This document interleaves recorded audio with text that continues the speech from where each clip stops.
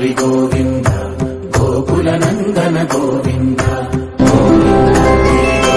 गोविंद हरि गोविंद गोकुलनंदन हरि गोविंद गोकुलनंदन गोविंद गोविंद हरि गोविंद।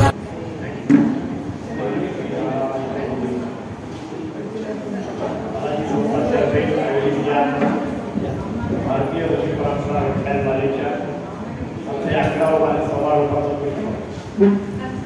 या व्याख्यानमालेच्या आजच्या शेवटच्या करतो डॉक्टर सतपाल सोवळे सर यांना कृपया त्यांनी बालाजीच्या प्रतिमेला पुष्पमाला अर्पण करावी आणि व्यासपीठावर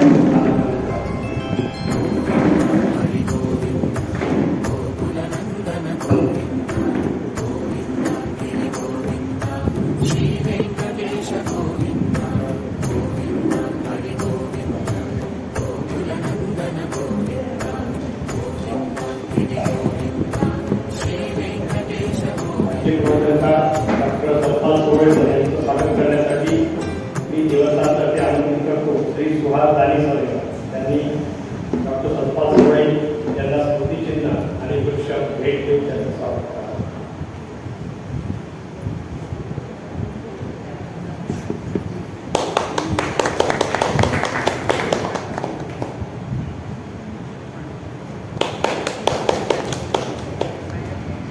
डॉक्टर सतपाल सोवळे साहेबांना विनंती करतो की त्यांनी व्यासपीठावर आपलं स्थान ग्रहण करावं।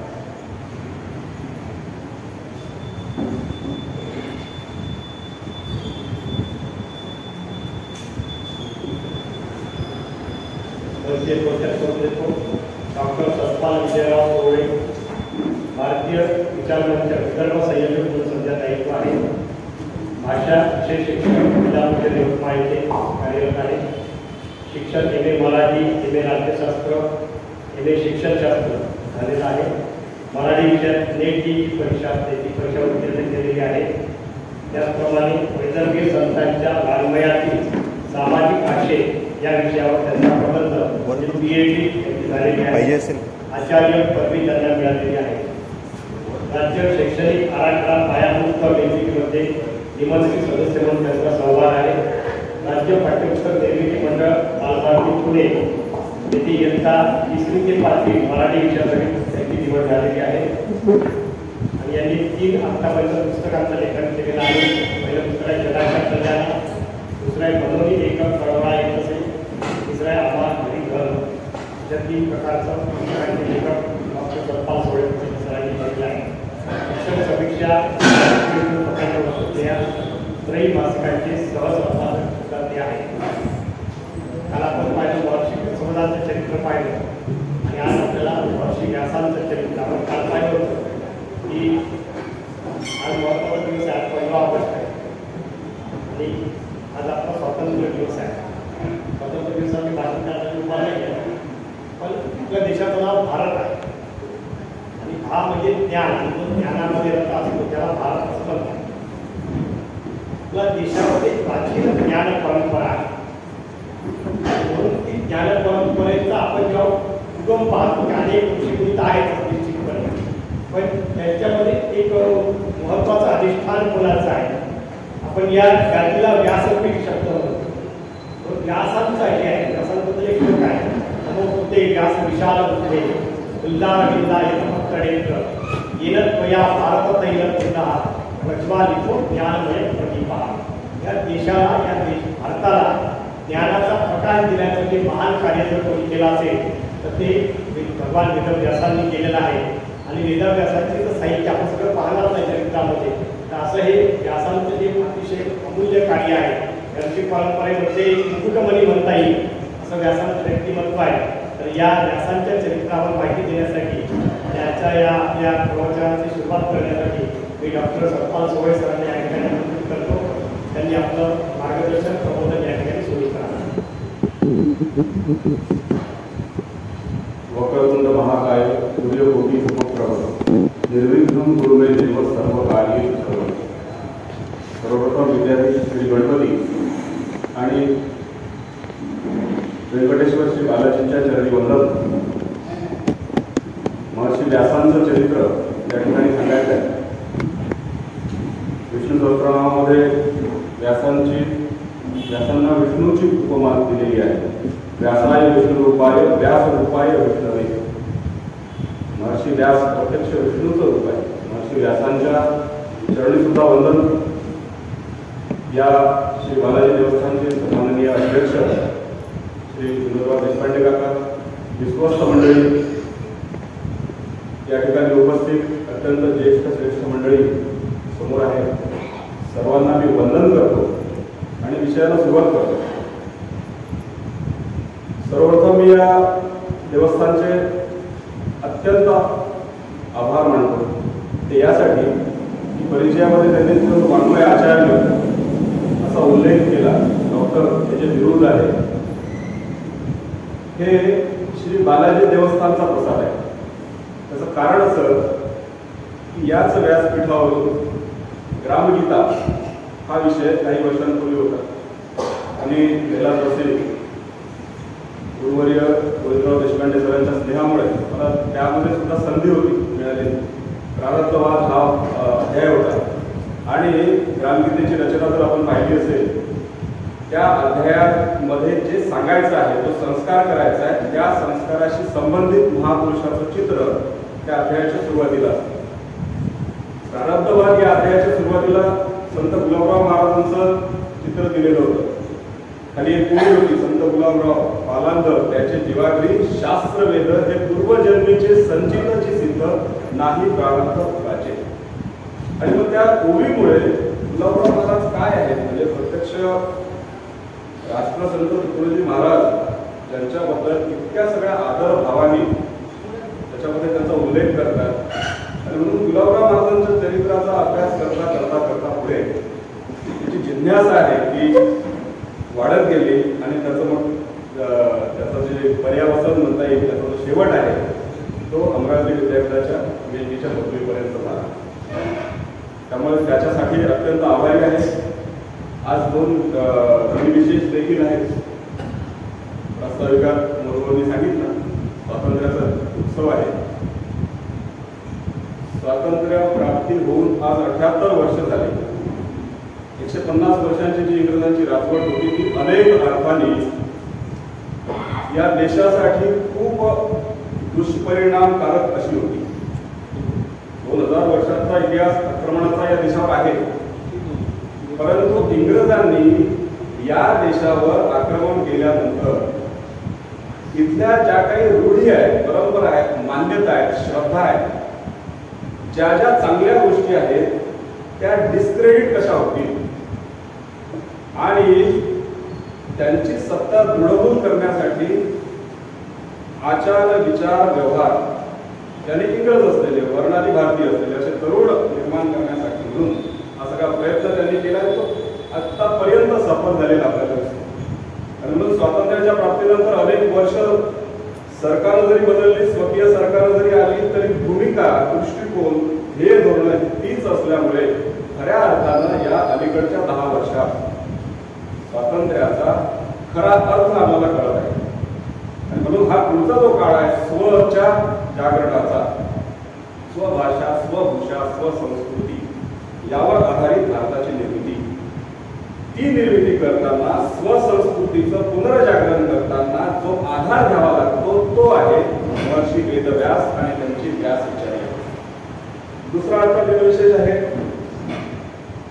आज योगी अरविंदांचा जन्मदिवस. योगी अरविंदांचे वडील डॉक्टर कृष्णराव घोष हे वैद्यकीय व्यवसाय करायचे, अत्यंत सामाजिक त्यांच्या भावना जागरूक होत्या, लोकांची सेवा देखील करायचे. परंतु इंग्रजी शिक्षणाचा, इंग्रजी या सगळ्या षडयंत्राचा प्रभाव त्यांच्यावर देखील होता आणि त्यामुळे ही जी तथाकथित सर्वांच्या त्यावेळेच्या सुशिक्षित वर्गाच्या दृष्टीनं पुसटलेली जी संस्कृती आहे त्याचा प्रभाव आपल्या मुलावर पडू नये म्हणून त्यांनी इंग्लंडमध्ये त्या दोन्ही बंधूंना शिकायला पाठवलं. अरविंद घोष परदेशात शिकलेले, परंतु जेव्हा ते परत आले इथल्या सगळ्या वातावरणामध्ये, इथल्या स्वातंत्र्याच्या आंदोलनामध्ये ते सहभागी झाले. एक थोर क्रांतिकारक म्हणून इतिहासामध्ये त्यांची नोंद आहे आणि पलीकडे स्वामी विवेकानंदांच्या विचारांनी प्रभावित होऊन या सगळ्या अध्यात्माचा परिचय झाल्यानंतर जे नेमकं टाळायचं होतं तेच घडलं. सर्वात मोठे महर्षी आज त्यांचा आपल्या स्वतंत्र भारताच्या नंतरचे त्यांना आपण ओळखतो. योगी अरविंद संन्यस्त झाले 36 खंड त्यांचं साहित्य उपलब्ध आहे. त्यातल्या बहुतांश साहित्याचा आधार सुद्धा व्यासचर्या आहे. महर्षी व्यासांचं हे जे चरित्र आहे खरं म्हणजे जेव्हा हा विषय सुरू झाला आणि इथे या ठिकाणी देशपांडे काका आहेत, आमचे गुरुभाऊ आहेत, जे मंडळी आहे, विषय जेव्हा वाटप झालं तेव्हा फारशी काही व्यासांची माहिती नव्हती.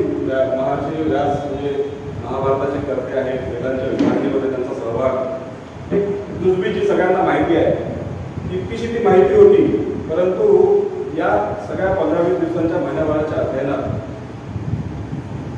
व्यासांनी अक्षरशः भुरळ घातली असं म्हणता येईल. इतकं व्यासांचं कार्य हे स्तिमित करणार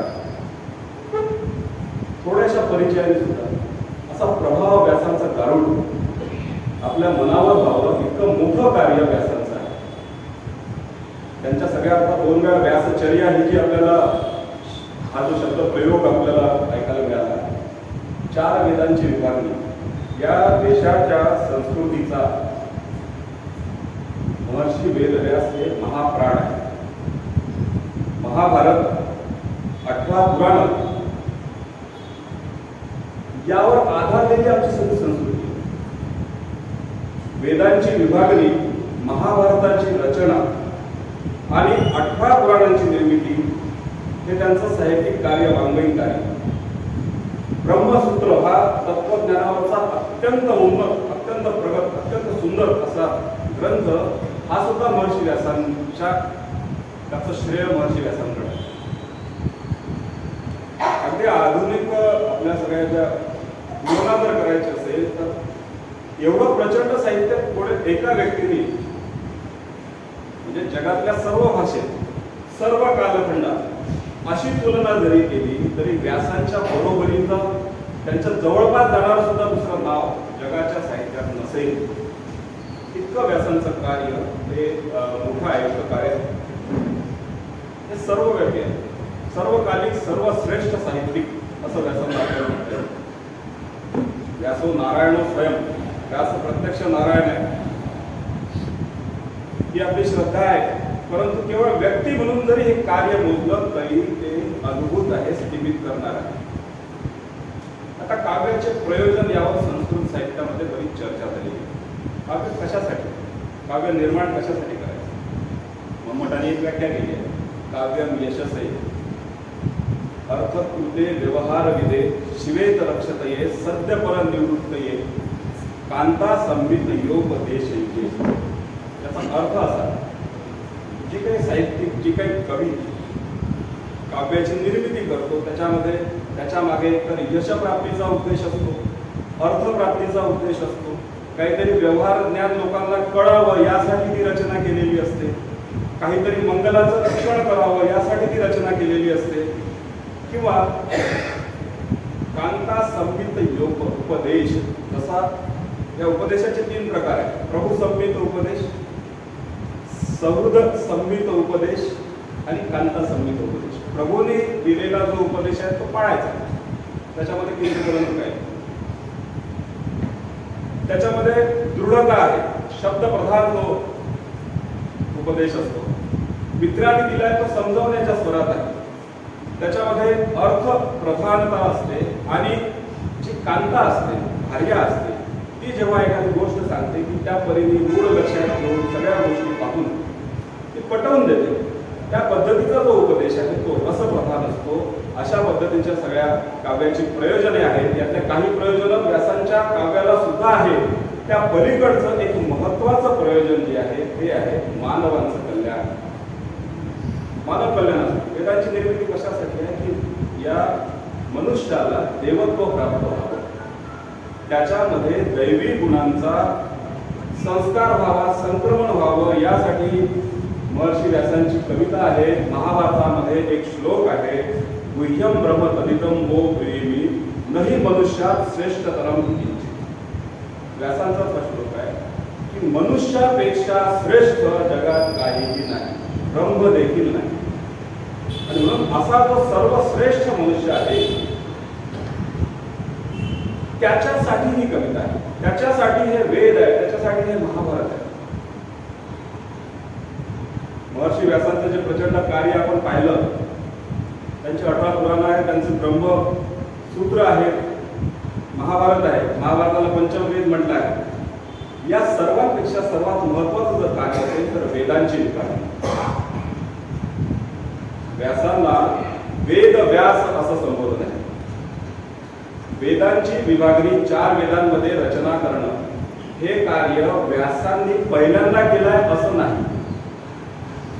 महर्षी वेदव्यास हे 28 वेद, त्याच्या आधी 27 व्यास होऊन गेले. व्यास ही जी आहे ती एक उपाधी आहे. ज्यांनी वेदाच्या विभागणीमध्ये कार्य केलं ते सगळे व्यास, आणि प्रत्येक द्वापर युगात एक व्यास होऊन गेला. आता आपली जी कालगणना आहे ही विष्णू पुराणात आलेली कालगणना आहे. किती उन्नत असू शकते, किती हजार वर्षापूर्वी गेलेली पहा. ही सत्ययुग, त्रेतायुग, द्वापर युग आणि कलियुग, त्याचे कालखंड दिले. 17 लाख वर्षाचं सत्ययुग, 12 लाख वर्षांचं त्रेतायुग, 8 लाख वर्षांचं द्वापर युग आणि 4 लाख म्हणजे सोडले 4,32,000 वगैरे असं आहे. म्हणजे एकूण 43 लाख वर्षांचं हे सगळं चतुर्युग. असे चतुर्युग जेव्हा 71 होतात, 71 चतुर्युगाचं एक मन्वंतर, त्या मन्वंतराचा एक कोणीतरी प्रमुख म्हणून त्या 71 मन्वंतरावर त्याचा प्रभाव, असे जे आहे 14 मन्वंतर, म्हणजे एक मन्वंतर जवळजवळ 30 कोटी वर्षांचं, आणि असे 14 मन्वंतर जवळजवळ 429 कोटी वर्षांची कालगणना. हे सगळं मिळून एक कल्प, आणि हा एक कल्प म्हणजे ब्रह्मलोकाचा एक दिवस. अशी सगळी ती कालगणना आहे. याच्याबद्दल आता जे सुरू आहे हे 28 युगे 28 विटेवरील विभाग, ते चतुर्युगे 28 विटेवरील विभाग असं असावं, असायला हवं. कारण 4 युगांचे जे सायकल आहे हे सध्याच 28 सुरू आहे, आणि हे कलियुग सुरू आहे. या युगातले हे जे आहे व्यास, वेद व्यास, त्याच्या आधीचे जे व्यासांची नावं इथं वाचतो मी. पहिले ब्रह्मदेव, नंतर दक्ष प्रजापती, शुक्राचार्य, बृहस्पती, सूर्य, यम, 7वे इंद्र, वसिष्ठ, सारस्वत, त्रिशिख, भारद्वाज, अंतरिक्ष, वर्णी, त्रय्यासन, पुन्हा अंतरिक्ष, कृतंजय, जय, भारद्वाज, गौतम, हरियात्मा, ध्रुवमुनी, तृणबिंद, त्रक्ष, शक्ती, पराशर, जातकर्ण आणि शेवटचे 28 महर्षी व्यास. आता वेदांची जी रचना आहे, वेदांची विभागणी आहे, म्हणजे काय सहज काम आहे का? सहज आपण बोलून दिले म्हणजे वेदांची विभागणी केली. हे प्रवचन मला सोडलेले 11वा दिवस आहे. 11 ऋषींची माहिती गोळा करणं आणि त्या वक्त्यांपर्यंत पोहोचवणं हे काम आमच्या अतुल सरांनी आणि मोरगावनी केलं. आज सगळी साधनं उपलब्ध आहे, इंटरनेटवर उपलब्ध आहे, पुस्तकं उपलब्ध आहे, फोन आहे. हे सगळं करताना सुद्धा महिनाभर त्यांना परिश्रम करावा लागतो. आता हे जे वेद आहे हे अपौरुषेय आहे, पुढे एका व्यक्तीने बसून लिहिलेले नाही. हे अनेक वर्षाच्या कालखंडात अनेक ऋषींनी त्यांना जी अनुभूती आहे, जे त्यांचं निरीक्षण होतं, त्या निरीक्षणातून त्यांना एखादी गोष्ट सुचली, त्यांनी त्याची ऋचा तयार केली, आणि ती ऋचा लिहिण्याची कला अस्तित्वात नव्हती, मग ती पाठ केली, मग ती शिष्यांकडून पाठ करून घेतली. असं पिढ्यानपिढ्या हे वेदांचं ज्ञान चालत आलं. मग संपूर्ण भारतातल्या वेगवेगळ्या ठिकाणी असलेल्या सगळ्या ऋचा एकत्र करणं हे पहिलं काम, त्याची लिखित स्क्रिप्ट तयार करणं हे दुसरं काम, त्याची वर्गवारी करणं. मग त्याच्यातलं जे देवांची स्तुती जी आहे त्याच्यामध्ये आहे ते ऋग्वेदात टाकलं. त्याच्यामध्ये यज्ञाच्या संबंधित काही गोष्टी आहेत, यज्ञाच्या विधी कसे असावे याच्या संबंधीच्या ज्या ऋचा आहेत त्या यजुर्वेदात टाकल्या. त्याच्यानंतर यज्ञाच्या वेळी जे गायन केलं जातं त्या गायनाचे काय नियम असावे, ते कसं असावं या संबंधीच्या ज्या ऋचा आहेत त्या सामवेदात टाकल्या. आणि पुढे विविध विषय, औषधीचा सगळा जो भाग असेल किंवा राज्यकारभार असेल किंवा लोकव्यवहार असेल या संबंधीचे विषय हे चौथा वेद जो आहे तो अथर्ववेद त्या वेदामध्ये टाकले. अशा प्रकारचं वर्गीकरण त्यांनी केलं. वर्गीकरण करण्याचं कारण हे मानव कल्याण म्हणजे प्रयोजन आपण पाहिलं. एवढा मोठा वेद आहे तो काही छोट्याशा याच्यामध्ये सामावलेला तो सगळ्यांपर्यंत पोहोचावा त्याची भागणी भाग करा. आणि त्याच्यानंतर त्यांनी आपल्या शिष्यांकरवी त्याचा प्रसार सुद्धा केला. जी ऋग्वेदाची संहिता आहे त्या संहितेला म्हणतात बृहद्वज. आणि ती संहिता त्यांनी श्री पैल या त्यांच्या शिष्याकडे दिली. दुसरं जे यजुर्वेद निगद्याख्य ही संहिता ती वैशंपायन ऋषींकडे दिली. नंतरचं तिसरं जे आहे छंदोग ही जैमिनीकडे दिली. त्याला सामवेद पुढं त्याचं नाव पडलं आहे. आणि अंगिरसी ही जी स्क्रिप्ट आहे ही जी संहिता आहे ती सुमंतू या ऋषींकडे दिली आणि त्यांना आज्ञा दिली की तुम्ही आता वेदांचा प्रचार करा. आणि मग ते वेद पुढे खूप दूरपर्यंत आजवर सगळ्या जगाचं मार्गदर्शन करत आहे. आता हे जे वेद व्यास आपण पाहिलं हे व्यासांचं मूळ नाव नाही. मग मूळ नाव काय तर त्यांचं मूळ नाव आहे कृष्ण वैशंपायन. त्याच्यामागे एक सुद्धा कथा आहे. व्यासांचा जन्म कसा झाला. व्यासांच्या आईचं नाव सत्यवती आणि व्यासांच्या वडिलांचं नाव पराशर. आता सत्यवतीच्या सुद्धा जन्माची कथा आहे परंतु आपला वेळेचं आपल्याला भान ठेवावं लागतं. तर सत्यवती ही निषाद कन्या म्हणजे जन्माची कहाणी आहे. ती मासुळीच्या पोटी जन्म घेते आणि पुढे त्या घोड्याच्या घरी जाते राहते आणि मग तिला त्याच्यामुळे ती मत्स्यगंधाचं नाव कारण ते शरीराचा मासुळ्याचा वास माशाचा वास असतो. आणि पराशर ऋषी आणि तिचे जे वडील आहेत निषाद त्यांचा व्यवसाय यमुनेच्या काठावरून या काठावरून त्या काठावर प्रवासी पोहोचवते. मग पराशर ऋषी एकदा सकाळची वेळ असते आणि त्यांना जायचं यमुनेच्या त्या तीरावर. मग ते स्वतः निषाद नसतात.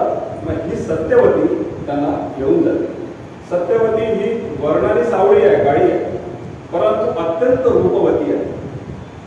पराशर ऋषी ते चाललेले आहे त्याच्या त्या सौंदर्यावर हे मोहित होतात आणि हे ज्योतिष शास्त्राचे सुद्धा अत्यंत जाणकार पराशर ऋषी. त्यांच्या लक्षात आलेलं आहे लक्षात येतं की हा जो काळ आहे या काळामध्ये जर गर्भधारणा झाली तर जे बालक जन्म घेईल ते अत्यंत तेजस्वी होईल जगाचं कल्याण करणारं होईल. मग ते त्या सत्यवतीला म्हणतात तिला तशी मागणी करतात तेव्हा ती म्हणते कसं शक्य आहे. माझं कौमार्य बनवणे माझ्याशी विवाह कोण करेल. ते म्हणतात तुला आशीर्वाद कौमार्य भंग होणार नाही. मग ते पुन्हा शंका व्यक्त करते की सगळं मत्स्यगंधा माशाचा मला दुर्गंध आहे. तर तपोबलाने व्यास तिचा तो मत्स्यगंध दूर करतात. तिला तिच्या शरीराला सुगंध देतात. योजना गंधाती होते. एक अनेक योजनेपर्यंत तिच्याचा सुगंध. आणि तिसरी शंका हे सगळं दिवसाचा वेळ सगळं लोक ते धुकं निर्माण करतात आणि मग त्यांच्या त्या दोघांपासून जो पुत्र जन्म घेतो त्याचं नाव आहे व्यास. त्याचं नाव द्वैपायन कारण तो यमुनेच्या द्वीप समूहावर जन्म घेतो म्हणून द्वैपायन. आणि त्याचा वर्ण जो आहे तो कृष्ण आहे काळा आहे काळा सावळा आहे म्हणून कृष्ण द्वैपायन. मग असं काही ठिकाणी असा उल्लेख आहे की जन्मतः तो 18 वर्षाचा होता. ते बालक जन्मतः ते शक्य नाही. अनेक गोष्टी या आपल्याला त्या अभिधा गणित लक्षणाचे शब्दाचे प्रकार आहेत त्याचं लक्षात घ्यावा. त्याचा अर्थ त्याचं मानसिक वय 18 वर्षाचं म्हणजे फार लवकर. काही बालक हे फार प्रगल्भ असतात फार लहानपणी मोठ्या माणसांसारखं बोलायला लागतात आणि काही बालक 50 वर्षाचे झाले तरी सुद्धा बालक बुद्धी असतात. त्या बालकाला फरक असतो. तर हे जे बालक आहेत हे अशा पद्धतीचे अगदी प्रतिभा संपन्न असावेत. आणि मग ते सत्यवतीला आशीर्वाद देतात की मातेला आशीर्वाद देतात की जेव्हा तुला माझं गरज पडेल तेव्हा माझं स्मरण कर मी या ठिकाणी उपस्थित राहील. ते जाताना पुढे त्यांचा तपश्चर्या करतात. त्यांचा विवाह होतो. जाबाली नावाचे ऋषी त्यांची कन्या वाटिका तिच्याशी त्यांचा विवाह होतो आणि त्यांच्या त्या दाम्पत्याला जो पुत्र प्राप्त होतो ते म्हणजे महर्षी शुक्राचार्य. पलीकडे ही जी कथा आहे महर्षी व्यासांचा आणि महाभारताचा जो संबंध आहे महाभारताचे ते केवळ रचनाकार म्हणून नाही तर अनेक घटनांमध्ये व्यास स्वतः आहे. अनेक घटना त्यांच्यामुळे घडलेल्या आहेत अशा त्या महाभारतात आहेत. तर व्यासाचा जी पहिला प्रसंग आहे, 2-3 प्रसंग आपण महाभारतात काय बघूया, पुढे मोठा विषय आहे. तर तो पहिला प्रसंग आहे सत्यवती. पुढे ही जी सत्यवती आहे, माता सत्यवती, व्यासांची माता, आणि हस्तिनापूरचा राजा शंतनू हा तिला पाहतो. शंतनूचा प्रेम तिच्यावर घडतो आणि तिच्याशी तिला विवाह करायचा असतो. मग ती सत्यवती म्हणजे एक अट माझी अशी आहे की जी संतती होईल ती राज्याची उत्तराधिकारी होईल. या विवाहानंतर माझा जो मुलगा असेल तो त्या राज्याचा उत्तराधिकारी होईल. परंतु या शंतनूच्या प्रकरणामध्ये शंतनूला ऑलरेडी त्याचा विवाह झालेला आहे. त्यांचा जो पुत्र आहे भीष्म देवव्रत तो आहे. मग हे शक्य नाही. मग त्याच्यामुळे तो विवाह थांबलेला असतो. आणि जेव्हा हे भीष्मला कळतं, देवव्रताला कळतं की माझ्यामुळे पित्याचा विवाह थांबलेला आहे, आणि मग भीष्म प्रतिज्ञा आपल्याला माहिती आहे, प्रतिज्ञा करतात. देवव्रत प्रतिज्ञा करतो. भीष्म प्रतिज्ञा पुढे इतिहासात प्रसिद्ध आहे की मी कुठलाही दावा त्या हस्तिनापूरच्या गादीवर करणार नाही. एवढंच काय, आजकाल आपण पाहतो वारसाला बंधनकारकाने लागू राहील, तर तो प्रकार होऊ नये म्हणून मी विवाह सुद्धा करणार नाही. ती प्रतिज्ञा ते घेतात. मग त्यांचा विवाह होतो. मग त्या सत्यवतीला 2 पुत्र होतात, विचित्रवीर्य आणि चित्रगंध. त्या दोघांच्या विवाहाला एक अंबिका एक अंबालिका सत्यवतीच्या सुना, आणि दुर्दैवानं तो चित्रगंध जो आहे तो युद्धात मारला जातो, आणि विचित्रवीर्य जो आहे तो क्षयरोगी असतो, तो सुद्धा मरण पावतो. दोघंही निपुत्रिक असतात. आता वंशखंड झाला, करायचं काय? भीष्माकडे परत जाते की तुझं ती प्रतिज्ञा परत घे, आता तू विवाह कर, राज्य कर. परंतु महाभारतामध्ये कुठलाही पात्र एकदा पुढं गेलेलं आहे, तो दृढ आहे, आपल्या किंचितही मागे न ढळणारे असे सगळे पात्र. भीष्माची प्रतिज्ञा आजवरती गाजली, त्याच्याच आजवरती प्रसिद्ध, ते परत घेण्याचा प्रश्नच नाही. आणि मग काय करायचं? मग व्यासाला ती पुरवते. व्यास हे एका अर्थानं त्या नात्या धीर आहे अंबिका अंबिकेचे, आणि शास्त्राने या धीराने पुढे वंश चालवायचा, शास्त्रसंमत. आणि मग नियोग क्रिया जी आज्ञा देते, वंश वाढला पाहिजे, प्रजेचं काय होईल? सगळी प्रजा उत्तराधिकाऱ्याची वाट पाहत आहे. परंतु हे आहे मग व्यास आणि नियोग क्रिया. आजही आपल्याला पाहतो आपण टेस्ट्यूब सारख्या आधुनिक विज्ञानात संमत अशा क्रिया आहेत की कुठल्याही प्रकारच्या शारीरिक संसर्गाशिवाय पुत्रप्राप्ती होऊ शकणार आहे, अशीच ती नियोगाची क्रिया. ती अंबिकेला आणि अंबालिकेला सांगतात, व्रत सांगते, त्या सगळी क्रिया समजावून सांगतात. आणि ती सत्यवतीला व्यास एक शंका सुद्धा व्यक्त करतात की मी असा, माझ्या अंगावर सगळ्या जटा आहे, ती दाढी आहे, वर्णाने काळा आहे, दुर्गंध आहे. त्या जर अंबिका अंबालिका राजकन्या त्या विचलित झाल्या तरी क्रिया पूर्ण होणार नाही. आणि नेमकं तसं होतं की अंबिका येते त्या क्रियेला, तेव्हा ती पाहते आणि ती डोळे बंद करते. धृतराष्ट्र अंध जन्माला येते. दुसरी अंबालिका आहे, ती पाहते, ती त्या सगळ्या प्रकार त्याच्या त्या रूपाकडे, व्यासांच्या रूपाकडे पाहून अस्वस्थ होते. त्यामुळे पिवळी पडते आणि जो पुत्र जन्म घेतो तो पंडू रोगाने ग्रस्त पलीकडे आपल्याला पाहायला मिळतो. आणि तिसऱ्यांदा दुबारी क्रिया या अंबालिका त्या दासीला पाठवते, आणि जो पुत्र जन्म घेतो ती मनोभावे हे सगळे क्रियेमध्ये सहभाग घेते, आणि जो पुत्र जन्माला घेतो तो महात्मा विदुर. ही सगळी म्हणजे एका अर्थाने कौरव पांडव हे व्यासांचे वंशज आहेत. आणि सगळे पुढे अनेक त्याचे प्रसंग आहेत. आणखी एक प्रसंग द्रौपदीच्या स्वयंवराच्या वेळेला अर्जुनाला ते द्रौपदीच्या स्वयंवरासाठी त्या द्रुपद राजाकडे पाठवतात. अर्जुन ते पण जिंकतात. अर्जुन जिंकतो, पण द्रौपदीला घेऊन घरी येतो. माता कुंतीकडे गेल्यानंतर ही कथा आपल्याला माहिती आहे. माता म्हणते वाटून घ्या 5 भाऊ. आता वाटून घ्यायला कसं करायचं, किती अनैतिक कसं होईल? द्रुपद राजा आहे, दृष्टद्युम्न आहे, तिचा भाऊ, हे सगळे विरोध करतात. त्यावेळी पुन्हा व्यास प्रकटतात आणि व्यास त्यांना सांगतात की ह्या द्रौपदीच्या पूर्वजन्मीची कथा ऐका. ही एका ऋषीची कन्या होती. तिने महादेवाकडे आपल्या अनुरूप अशा वरासाठी ती अत्यंत लावण्य होती मागच्या जन्मात सुद्धा. आणि अनुरूप वरासाठी त्यांनी सगळे तपश्चर्या केली आणि त्यात 5 वेळा तेच मागणी केली, मला चांगला पती दे, चांगला पती दे. 5 पती गेले. आणि मग अशा पद्धतीने ते आशीर्वाद आहे. पुढे सांगतात महादेवांनी सांगितलं की काया नवीन कायात प्रवेश केल्यावर याचं फळ मिळेल. आणि ते आता आहे पुढचा दुसरा एक त्याच्यामध्ये अजून एक पैलू असा की महाभारताचं युद्ध करायचं आहे. कौरवांसारखे बलवान सर्व आणि संपन्न असे सगळं विरुद्ध पक्ष आहे. अशा वेळी या 5ही पांडवांमध्ये एकच सूत्रता राहावी याच्यासाठी द्रौपदीची योजना. तिसरा जो पुन्हा एक प्रसंग आहे ते सगळ्या 12 वर्षाचा वनवास आणि 1 वर्षाचा अज्ञातवास पांडवांना झालेला आहे. आणि पांडव सगळे राजमार्ग फिरत आहेत. ते सगळे सुकुमार असे तसं एका अर्थानं राज सगळ्या याच्यामध्ये राहिलेले. आणि एकदा व्यास मुली त्यांना भेटायला गेले. त्यांची ती सगळी अवस्था पाहिली, त्यांच्या हाल अपेक्षा पाहिल्या आणि व्यासांना सुद्धा वाईट वाटलं. पण व्यासांनी जे सांत्वन केलं युधिष्ठिराचं ते केवळ युधिष्ठिराचं नाही, तुम्हाला सर्वांचं आहे. व्यासांच्या मुखातून महाभारतामध्ये जे आलेले आहे की व्यास युधिष्ठिराला म्हणतात की तपश्चर्येशिवाय काहीही मिळत नाही. जे काही सुख मिळवायचं असेल त्याच्यासाठी तपावंच लागतं.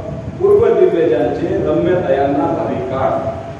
आणि म्हणून हे जे आहे तपश्चर्या आहे, हे जे कष्ट आहे, हे कथा आहे, वेदना आहे, उद्याच्या चांगल्या दिवसासाठी आहे. सुख आणि दुःख याचा क्रम नित्यक्रम हा आयुष्यात सुरू राहणार आहे. सुख आहे, सुखानंतर दुःख आहे, दुःखानंतर परत सुख आहे. आणि जो विवेकी पुरुष असतो त्याला परमात्म्याच्या या उत्पत्ती, स्थिती आणि लय हा जो क्रम आहे याची त्या विवेकी पुरुषाला जाणीव असते. त्याच्यामुळे तो सुखाने विचलित होत नाही, दुःखाने गर्भगळीत होत नाही. महर्षी व्यास युधिष्ठिराला सांगतात सुखाचं सेवन त्यागपूर्ण असं करावं आणि दुःखाचं वहन शांतीपूर्वक करावं. महर्षी व्यासाचा खूप मोठा उपदेश आहे. पुढे पहिल्या दिवशी आपल्या मोरेश्वर शास्त्रींनी ही गोष्ट सांगितली. उत्कलाची ती गोष्ट युधिष्ठिर पांडवांना सांगतात की कुठल्या स्थितीमध्ये किती कठोर परीक्षा झाली घेतली असताना सुद्धा आपले जे चित्त आहे ते स्थिर ठेवावं, ते शांत ठेवावं, विचलित होऊ नये. उत्कलाची कथा ते सांगते. तत्वज्ञानाच्या बाबतीत जीवनाकडे पाहण्याचा दृष्टिकोन विकसित करण्याच्या बाबतीत जे मार्गदर्शन महाभारतात आहे ते जगात कुठं नाही, कुठंही नाही. इतका असा सुंदर आणि सर्वांना सर्व काळात मार्गदर्शन करणारा हा ग्रंथ आहे. यदि हास्ति तदन्यत्र यन्ने हास्ति न तदन क्वचित. सुप्रसिद्ध श्लोक आपण बरेचदा ऐकले असते की महाभारतात जे आहे ते सर्वत्र आहे आणि जे महाभारतात नाही ते कुठंच नाही. असं ते महाभारताचं महत्व आहे. एवढं मोठं महाभारत 1,00,000 श्लोकांचं, त्यातला एक छोटासा भाग 700 श्लोकांचा 18 अध्यायाचा ती आहे भगवद्गीता. ती गीता समजून घेण्याला अमेरिकेसारखं राष्ट्र चिंतन करत आहे. भारतासारखे राष्ट्रातला इतका पूर्व इतिहास असलेले सगळे महर्षी चिंतन मनन करत आहेत. तरीही सुद्धा दरवेळी गीतेच्या एकेका श्लोकाचा वेगळा अर्थ हा लागू शकतो. इतकं प्रचंड तत्वज्ञान एका छोट्या भागात. पलीकडचं किती मोठं महाभारत, रामायणापेक्षा 4 पट मोठं. ग्रीक जी मायथॉलॉजी मधलं इलियाड जे ग्रंथ आहे सर्व मान्य असं त्याच्यापेक्षा 16 पट मोठं असं हे महाभारत ग्रंथ आहे. असा हा महाभारत. गणेशाची कथा आपल्याला माहिती आहे की एका बैठकीमध्ये ते पूर्ण करायचं आहे. ते करता करता त्याचं टंक प्रत्यक्ष श्री गणेश त्याचे लेखनिका असं महाभारत ग्रंथ आहे. नंतर टंक तुटल्यानंतर स्वतःचा दंत जो वापरतो श्री गणेश, एक दंताय असं जे वर्णन आपण करतो, ही सगळी कथा आपल्याला माहिती आहे. हे असं महाभारताचं स्वरूप आहे, भगवद्गीतेचं स्वरूप आहे. बरेचदा तुलना केली जाते. जगातला सर्वश्रेष्ठ साहित्यिक कोण? शेक्सपियर. विलियम शेक्सपियर, मग काय हॅमलेट आहे, मॅकबेथ आहे, किंग लिअर आहे आणि एक मला वाटतं अथेलो आहे. या सगळ्या ज्या आहेत त्या ट्रॅजेडी आहेत. जगातल्या ज्या सर्वश्रेष्ठ कलाकृती म्हणून ज्या मान्यता प्राप्त आहे विद्वज्जनांमध्ये, त्याचा अंत जो आहे तो शोकात्म आहे. आणि त्याच्यातले जे नायक आहे ते शेवटी त्याच्या प्रवाहापासून पतित झालेले आहेत. शेवटी त्यांचा पराजय झालेला आहे. महाभारत असा ग्रंथ आहे, तिथे सत्याचा विजय झालेला आहे, तिथे धर्माचा विजय झालेला आहे. गीतेचं तत्वज्ञान काय आहे? जेव्हा त्या युद्धभूमीवर जेव्हा सगळे जे पाहत आहेत, सगळे समोर दिसत आहेत, नायकाचं जे उदाहरण मी सांगितलं, भीष्मा प्रतिज्ञेपासून अढळ राहिले, द्रौपदी, सर्व सगळ्या अशा प्रकारच्या प्रकारामध्ये सुद्धा अढळ राहिली, कृष्णाचं चरित्र. या सगळ्या पार्श्वभूमीवर हे जे नायक जे जगाला दिलेले आहेत व्यासांनी दीपस्तंभासाठी, आणि म्हणून त्या युद्धभूमीवर, युद्धभूमीच्या मध्यभागी अर्जुन जेव्हा पाहतो, हे सगळे जे आहेत ज्यांच्या अंगात खांद्यावर खेळलं, ज्यांनी मला लहानाचं मोठं केलं, कोणी माझे गुरु आहेत, कोणी विष्णू पितामह सारखे सगळ्यांसाठी श्रद्धेय असलेले व्यक्ती सगळे समोर आहेत. ती कसं करतो? ते शस्त्र टाकलेले आहे. तेव्हा कृष्ण त्याला सांगतो, कर्मदेव अधिकार असते मा फलेषु कदाचन. कर्म करण्याचंच केवळ स्वातंत्र्य तुला आहे आणि कर्माच्या फळाची अपेक्षा करायची नाही. आणि कर्म करत आहे याचा सुद्धा अहंकार कशाला? तू निमित्त आहेस, तर होणारच आहे.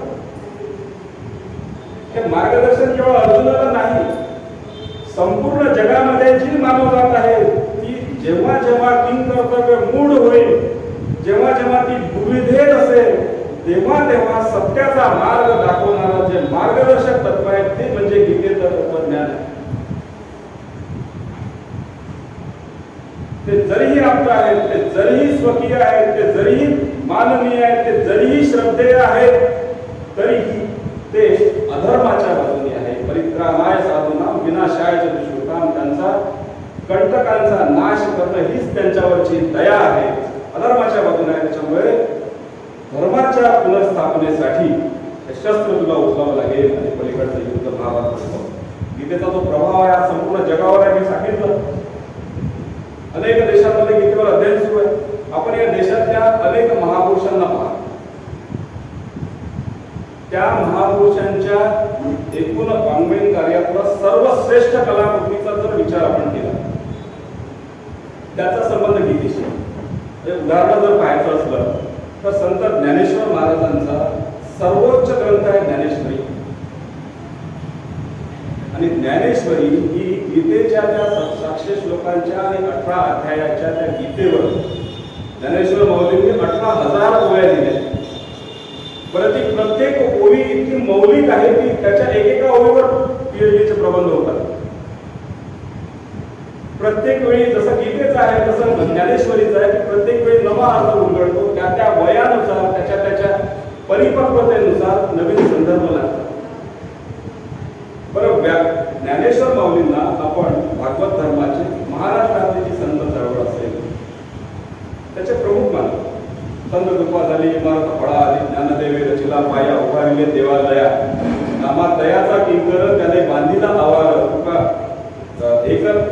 एकनाथी जनार्दनी एकनाथ स्तंभ दिला भागवत, तुका झालासे कळस भजन करा सावकाश. ज्ञानेश्वरांपासूनची जी परंपरा आहे ती तुकाराम महाराजांपर्यंत आहे, ती रामदास स्वामीपर्यंत आहे, अलीकडच्या राष्ट्रसंत तुकडोजी महाराज, गाडगे महाराज, गुलाबराव महाराजांपर्यंत आहे. परंतु या सगळ्या वारकरी संप्रदायाचा, वारकरी पंथाची आधार, मूळ ही भगवद्गीता आहे. स्वामी विवेकानंद सर्वकालिक सर्वश्रेष्ठ असे हिंदुत्वाचे आयकॉन. स्वामी विवेकानंदांनी शिकागोची धर्म परिषद गाजवली, सनातन वैदिक धर्माची पताका रोवली. म्हणजे विचार स्वामी विवेकानंदांनी मांडले. नंतर अनेक व्याख्यान स्वामीजींचे आहेत. त्याच्यामध्ये काय आहे? त्याच्यामध्ये कर्मयोग आहे, त्याच्यामध्ये ज्ञानयोग आहे, त्याच्यामध्ये भक्तियोग आहे, वेदांत आहे. हे सगळ्याच्या सगळं व्यासचर्य. लोकमान्य टिळकांचा एकूण जे कर्तृत्व आहे सर्व, खूप मोठे पुढारी आहेत, पत्रकार आहेत, शिक्षक आहेत, प्राध्यापक आहेत, परंतु ते तत्वचिंतक देखील आहे. तत्वचिंतक म्हणून लोकमान्यांची जी मान्यता आहे ती गीता रहस्यामुळे आहे. गीता रहस्याचा आधार व्यासाचार्य. महात्मा गांधींनी सर्वच्या सर्व श्लोक महात्मा गांधीजींना मुखोद्गत होते. गीतेचा प्रभाव गांधीजींवर होता. त्यांच्या उच्चारातून व्यवहारातून ते वारंवार व्यक्त होत होता. तर ते योगी अरविंद असतील, ते विनोबा भावे असतील, अगदी कोणतेही महापुरुष घेतले तर त्याचं ते सूत्र आपल्याला व्यासांपर्यंत जाऊन पोहोचणार आहे. इतकं प्रचंड कार्य हे व्यासोच्चिष्टम जगत सर्वम असं जे म्हटलं जातं त्याच्यामध्ये आपल्याला तर 4 वेद आणि 5 पंचम वेद हे महाभारत. त्याच्यानंतर सुद्धा पुराणांची रचना करण्याची गरज व्यासांना का पडली असेल? वेद जरी अस्तित्वात होते तरीही सुद्धा एक मोठी जनसंख्या जी आहे या देशातली त्यांच्यामध्ये वेदांमध्ये जे नसलेले परंतु भक्ती मार्गाचे जे अनेक मार्ग आहेत त्याच्यामध्ये नवस असतील, त्याच्यामध्ये व्रत वैकल्य असतील, तीर्थयात्रा असतील, या सगळ्यांना सुद्धा वेदांचं ज्ञान जावं आणि ते जात असताना त्यांना पटेल, त्यांना रुचेल, त्यांना समजेल अशा पद्धतीने कथानकाच्या रूपातून ते जावं यासाठी पुराणांची रचना व्यासांनी केली आहे. आपण पहा अनेक चमत्कृतीपूर्ण अशा गोष्टी आपण या 10 दिवसात ऐकल्या. हे कसं काय पटवून द्यायचं मुलांना असा प्रश्न सुद्धा उपस्थित झाला. अगदी खरं आहे. काही काही गोष्टी काल्पनिक आहे. कामधेनूचं उदाहरण झालं की कानामधून हे आले, कानामधून सैन्य आले, सशस्त्र सेना, नाकामधून आहे. ते पटवायचं कसं? खरं वाटत नाही. त्याचं एक आपण लक्षात घेतलं पाहिजे. विरोधकांना जे कुलीत आपण देतो खरं तर काय आहे की विरोधकांची फार विचार करण्याची सुद्धा गरज नाही. एक मोडस ऑपरेंडी जो आहे काम करण्याची, विरोध करण्याची पद्धती त्याचा तो एक भाग असतो. तुम्ही काही केलं तर विरोध करणार. जी एक आहे जगाला पोखरणारी डावी बाळी, त्याचे 3 थेअरीज आहेत. त्या 3 पद्धती: theory of criticism, theory of political correctness, theory of social justice. आता सगळ्यांचं स्पष्टीकरण मी करत नाही, परंतु थेअरी ऑफ क्रिटिसिझम हा जो आहे तो वारंवार एखाद्या गोष्टींवर, एखाद्या विचारावर टीका करत गेली की खरं वाटायला लागतं. त्याचा हा भाग. परंतु तरी सुद्धा आपल्या सर्वांना सुद्धा समजून घेण्यासाठी या गोष्टी त्यात का आल्या?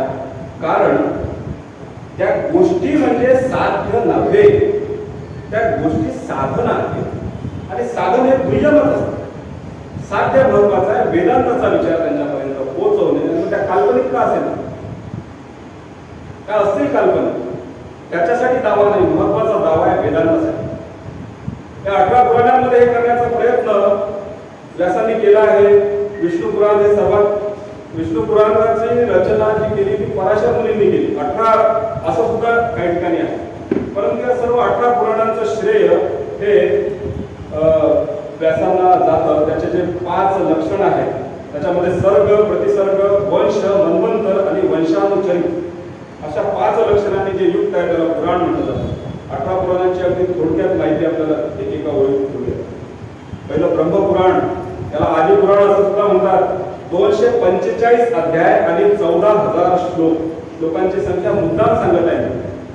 त्याची जेव्हा आपण शेवटी टोटल करू तेव्हा लक्षात येईल सीमित होणं कशाला म्हणतात, व्यास काय इतके महान आहे. परब्रह्माच्या स्वरूपाचं वर्णन याच्यामध्ये केलं आहे. 14,000 श्लोक या ब्रह्मपुराणात आहे. पद्मपुराण 5 खंड, 227 अध्याय आणि 55,000 श्लोक पद्मपुराणात आहे. सृष्टीखंड, भूमिखंड, स्वर्गखंड, पाताळखंड आणि उत्तरखंड असे 5 खंड. त्या 5 खंडात अनेक विषयांचं स्पष्टीकरण व्यासांनी दिलेलं आहे.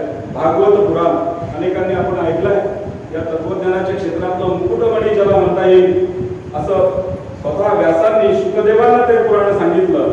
याच्यामध्ये 18,000 श्लोक आहेत. विष्णू पुराण, पराशरांना त्याचं हे दिलं जातं. 5 लक्षणांनी युक्त असं विष्णू पुराण. नंतर गरुड पुराण 264 अध्याय. या गरुड पुराणामध्ये साधारणतः एखाद्याचा मृत्यू झाल्यानंतर 10 दिवस ते गरुड पुराण वाचावं अशी प्रथा आहे. नारद पुराण हे ऐतिहासिकदृष्ट्या महत्वाचं आहे. 18 पुराणांची त्याच्यामध्ये माहिती आलेली आहे. 107 अध्याय त्याच्यामध्ये आहे. वामन पुराण 95 अध्याय आणि 6,000 श्लोक. कूर्म पुराण याच्यामध्ये पहिले 53 अध्याय आधीचे आणि 46 अध्याय उत्तरार्धात आहे.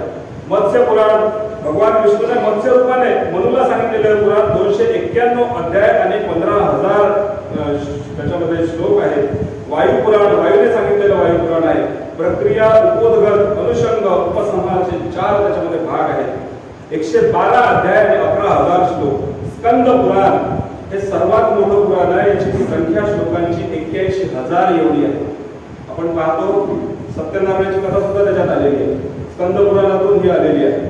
त्याच्यानंतर मार्कंडेय पुराण आहे 137 अध्यायांचं. नंतर लिंग पुराण आहे 108 अध्याय, 55 पुन्हा उत्तरार्धाचे अध्याय, 11,000 श्लोक. त्याच्यामध्ये पुन्हा छोटं लिंग पुराण आहे, त्याच्यामध्ये सुद्धा 6,000 श्लोक आहेत. शिवाचं वर्णन त्याच्यामध्ये आलं आहे. अग्निपुराण आहे, वराह पुराण आहे. वराह पुराणामध्ये 219 अध्याय आणि 24,000 श्लोक. ब्रह्मांड पुराण आहे, ब्रह्मांडाची उत्पत्ती, विस्तार हा सगळा भाग त्याच्यामध्ये आलेला आहे. ब्रह्मवैवर्त पुराण कृष्णाने ब्रह्माचं जे वर्णन केलेलं आहे ते ब्रह्मवैवर्त पुराणात आलेलं आहे. त्यानंतर भविष्य पुराण याच्यामध्ये सुद्धा 14,000 श्लोक आहेत. एवढं सगळं त्याच्यातलं साहित्य हे व्यासांनी दिलं आहे. परंतु हे सगळं करत असताना सुद्धा या सगळ्या पुराणांच्या निर्मितीनंतरही व्यासांना समाधान नव्हतं. याच्यामध्ये ज्या काल्पनिक गोष्टींनी आपल्याला प्रश्न पडतो तो व्यासांना त्यावेळी सुद्धा पडला होता. व्यासांनी नंतर, कारण ते मुळात तत्वचिंतक होते, ते तत्वज्ञानी होते आणि त्यामुळे पुन्हा ते तत्वज्ञानाकडे परत आले आणि ब्रह्मसूत्राचे रचना केली. ब्रह्मसूत्र उत्तराच्या त्या यापासून बद्रीनाथ धामापासून 6 किलोमीटर वर उत्तरेत मीना नावाचं गाव आणि तिथे व्यास गुंफा आजही अस्तित्वात आहे. तिथं सगळं जे बद्रीवन आहे, बोरांची झाडं आहेत आणि त्यामुळे त्यांचं नाव बादरायण. त्या बादरायण शंकराचार्यांच्या याच्यामध्ये उल्लेख आहे की बादरायणविषयी हे केलेलं आहे. परंतु बादरायण आणि द्वैपायन हे एकच आहे. रामानुजाचार्यांनी त्याचा निर्वाळा दिलाय. अनेकांनी या ब्रह्मसूत्रावर त्याचं वर्णन केलं आहे. हा ब्रह्मसूत्र अतिशय मौलिक सांगतो. त्याच्यामध्ये आपले जे षडदर्शन आहे, सांख्य आहे, योग आहे, वैशेषिक आहे, न्याय आहे आणि मीमांसा आहे आणि बौद्ध दर्शन सुद्धा. त्यातलं योग वगळता उरलेल्या सगळ्या दर्शनांवर यामध्ये अत्यंत मौलिक अशी चर्चा आलेली आहे. त्या दर्शनाचे जे श्रेष्ठ ऋषी आहेत त्यांनी प्रश्न विचारले आणि व्यासांनी त्याची उत्तरं दिली. अशा पद्धतीची रचना ही ब्रह्मसूत्राची आहे. ऋषिर्भिर बहुधा गीतम छंदोभिर्विधा उतक ब्रह्मसूत्र पदैश्चैव हे विनिश्चित आहे. अशा प्रकारचा एक श्लोक आहे. थोडासा उच्चारणाला सुद्धा कठीण आहे.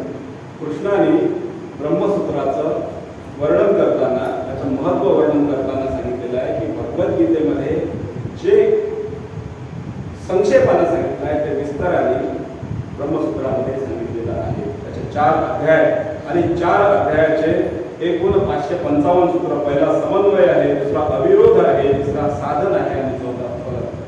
हे 4 आहेत आणि या 4 अध्यायामध्ये 555 सूत्र आलेले आहेत. त्याच्यामध्ये सगळ्या प्रकारची वेदांत चर्चा ही झालेली आहे.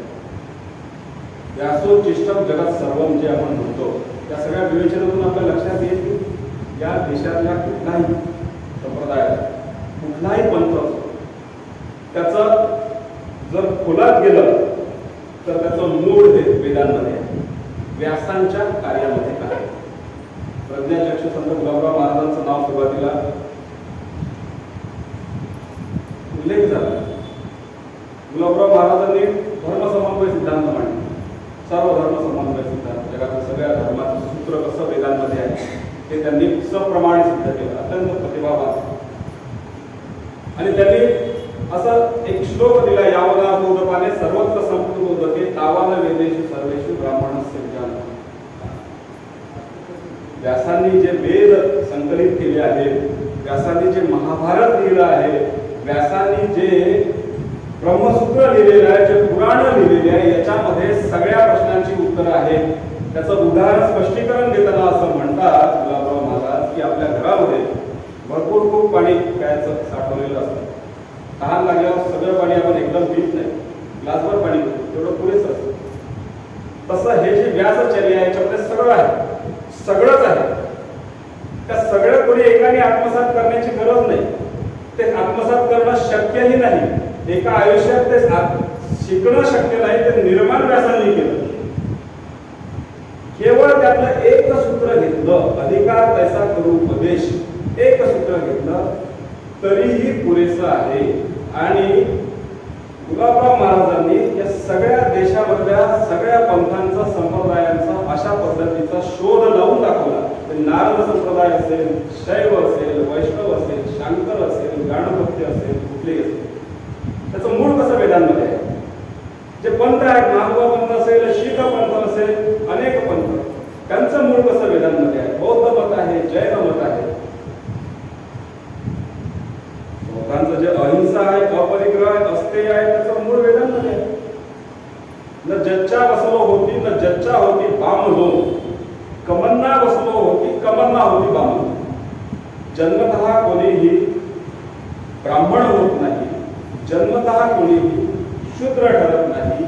हे जे बौद्ध दर्शनामध्ये आहे, महर्षी वेदव्यासांनी महाभारतात त्यापूर्वी अनेक वर्ष आधी लिहून ठेवलं. चातुर्वर्ण्य मया सृष्टम गुणकर्म विभागशः. त्याची वर्ण व्यवस्था आहे ही गुणानुसार.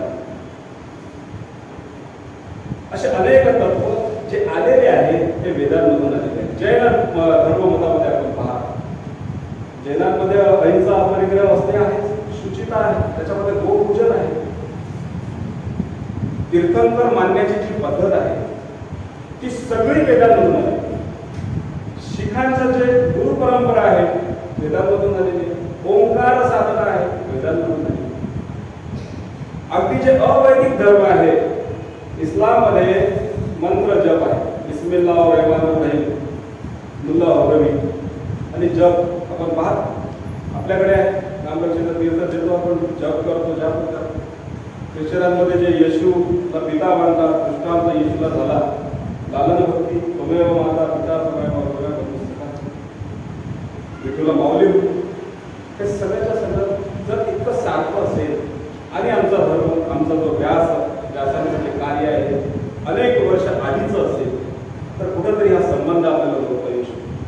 म्हणजे अनेक अर्थांनी जगातल्या सर्व मतांवर, जगातल्या सर्व तत्वज्ञानावर, सर्व विचारांवर व्यासांचा प्रभाव आहे. आणि म्हणून प्रस्ताविकात जे सांगितलं व्यासपीठाच्या ऐवजी आता विचारपीठ म्हटलं जातं. याच्यासारखं दळभद्री दुसरं काही नाही. त्या विचाराचं मूळ स्त्रोत त्याला सोडून काय सांगतात. विचार महर्षी व्यासांचा शेवट जो आहे, खरं तर महर्षी व्यास हे चिरंजीवी आहे. अश्वत्थामा बलिर्व्यासो हनुमानश्च विभीषणः कृप परशुरामश्च सप्त एतै चिरंजीवी. 7 जे चिरंजीवी आहेत त्याच्यामध्ये अश्वत्थामा आहे, त्याच्यामध्ये बली आहे, व्यास आहे, महर्षी व्यास आहे, हनुमान आहे, विभीषण आहे, कृपाचार्य आहे, परशुराम आहे. पण तरीही व्यासाचा शेवट झाला. तो कसा झाला, म्हणजे ते चिरंजीवी आहेत म्हणजे काय. तर जेव्हा व्यासांनी काही संकेत पाहिले की त्या गाईला वासरू, त्या गाईचं वासरू आहे आणि त्या गायच दूध पिण्याचा प्रयत्न करते आहे. म्हणजे पुढे कलियुगामध्ये कलियुगाचे हे संकेत की माता पिता आपल्या मुलींची कमाई स्वीकारतील, खातील. ते गरुड त्यांनी पाहिला, वेद घेऊन जाणार आहे, काल्पनिक कथा असतील की पुढे कलियुगामध्ये जे व्यभिचारी असतील, काही जी मंडळी असतील त्यांचे सुद्धा वेदांवर अधिकार सांगतील. आणि काहीचे असे भोंडू बाबा आपण पाहतो. हे जे कलियुगाचे संकेत पाहिल्याने त्यांनी महासमाधीचा निर्णय घेतला. आणि अशा वेळी महासमाधीसाठी जात असताना आकाशवाणी झाली, त्याला परत बोलवण्यात आलं. या सगळ्या जगाचं काय, काहीतरी उपदेश करून जा. आणि मग व्यास परत आले. व्यासांनी कलिदेवाला नमस्कार केला आणि शिष्यांना जे सांगितलं ते सगळ्या जगाला सुद्धा सांगितलं. हे जे कलियुग आहे, या कलीच्या मायेचा जो प्रभाव आहे सगळ्या जगावर राहणार. जे त्या मायेच्या प्रभावात आले त्याची अधोगती होईल. परंतु या कलियुगाचा एक ऍडव्हान्टेज सुद्धा आहे. अन्य कुठल्याही युगापेक्षा या युगामध्ये थोडी जरी भक्ती केली, एखादं अनुष्ठान केलं, एखादा काही नियम केला, त्याचं जे फळ आहे अन्य तीनही युगांपेक्षा या युगामध्ये शतपटीने अधिक असेल. अशा पद्धतीचं मार्गदर्शन केल्यानंतर ते परत समाधीमध्ये गेले. त्यांच्या शरीराचा प्रकाशपुंज झाला आणि तो ब्रह्मलीन झाला. त्यांच्या त्या शरीराला काळाने स्पर्श केला नाही, या अर्थानं ते चिरंजीवी आहे. आणि दुसऱ्या अर्थानं हे जे सगळे दिव्य आत्मे आहेत, ज्यांचा मृत्यू होत नसतो, त्यांचा जन्म होत नसतो, ते प्रकट होतात. कार्य संपलं की आपला होता कार्य संपवतात. व्यासांचं जे कार्य आहे, व्यासांचं जे साहित्य आहे, व्यासांनी दिलेला जो विचार आहे, तो यावत चंद्र दिवाकर, जोपर्यंत सूर्य चंद्र आहे, तोपर्यंत मनुष्य जात आहे, तोपर्यंत मार्गदर्शक राहणार आहे, तोपर्यंत उद्बोधक राहणार आहे. या अर्थानं व्यास हे चिरंजीवी आहे. त्या अत्यंत सुंदर अशा अनुभूतीबद्दल, या सुंदर अशा संधीबद्दल पुन्हा एकदा मी देवस्थानचे अत्यंत अत्यंत आभार मानतो. कृष्णार्पण.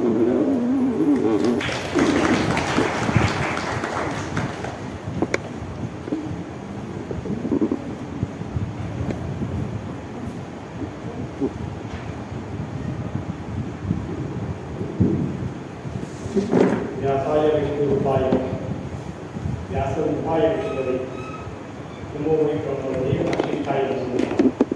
व्यासांचा अद्भुत चरित्र आपण पाहिलं. नंतर व्यास एका दिवसाचा होता नाही, आपल्याला समयाची मर्यादा असल्यामुळे एक ओझरता परिचय या ठिकाणी दिला. त्यामुळे मी त्याच्याबद्दल व्यक्त करतो. 11 दिवसाची व्याख्यान मला आज समारोप करत आहे. या निमित्ताने 2 सत्कार मला इथं करणं अतिशय आवश्यक वाटतं. तर मंडळातर्फे सर्वप्रथम मी आमंत्रित करतो श्री ज्ञानेश्वर सुरदुशे सरांना. कारण सगळ्यात महत्त्वाचं आहे की आपण इथे प्रवचन ऐकल्यानंतर या प्रवचनाचा सार गोळा करणे महत्त्वाचं आहे. की आपण जे प्रवचन ऐकतो त्याचं एक बातमी तयार करणे अतिशय कठीण काम असतं. बरं आहे, 1 तासामध्ये काय मांडलेलं आहे ते काही शब्दांमध्ये उतरवायचं आहे आणि त्याचा आशय त्याच्यामध्ये आलेला पाहिजे. आणि ज्ञानेश्वर सुरदुशे काका त्यांचा थोडक्यात परिचय मी या ठिकाणी देतो. त्यांचं वय 75 वर्ष आहे. ते MA अर्थशास्त्र आहे आणि निवृत्त उपमुख्य व्यवस्थापक वित्त आणि लेखावर झालेले आहे. महाराष्ट्र राज्य विद्युत वितरण कंपनीमध्ये ते नोकरीला प्रवचन, कीर्तन, भागवत कथा, प्रवक्ता ह्या त्यांच्या आवडीचे विषय आहेत.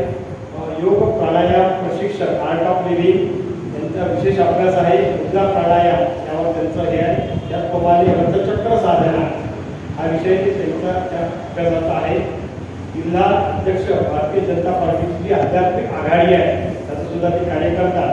आध्यात्मिक क्षेत्रातील कार्यक्रमांचे वृत्तलेखन ते करतात. आणि विशेष म्हणजे आपल्या ही जी श्रावणबाग प्रवचन मालिका आहे, या प्रवचन मालिकेचे 17 वर्षापासूनच वृत्त लेखन अतिशय महत्त्वाचं काम आहे. बघा, आणि कारण महिनाभर रोज यायचं, वेळेवर यायचं, पूर्ण विषय ऐकायचा, मन लावून ऐकायचा आणि त्याच्यातलं जे सार आहे ते गोळा करायचं. आणि म्हणून काकांचं कार्य अतिशय महत्त्वाचं आहे. तर त्याबद्दल मी संस्थांचे अध्यक्ष श्री विनोदी देशपांडे सरांना या ठिकाणी आमंत्रित करतो की त्यांनी स्मृतिचिन्ह आणि वृक्ष देऊन सुरदुशे काकांचा या ठिकाणी सत्कार करावा, स्वागत करावं. आणि आपण सगळ्यांना विनंती करतो की आपण टाळ्या वाजवून यांचं एक उत्साहात स्वागत करू.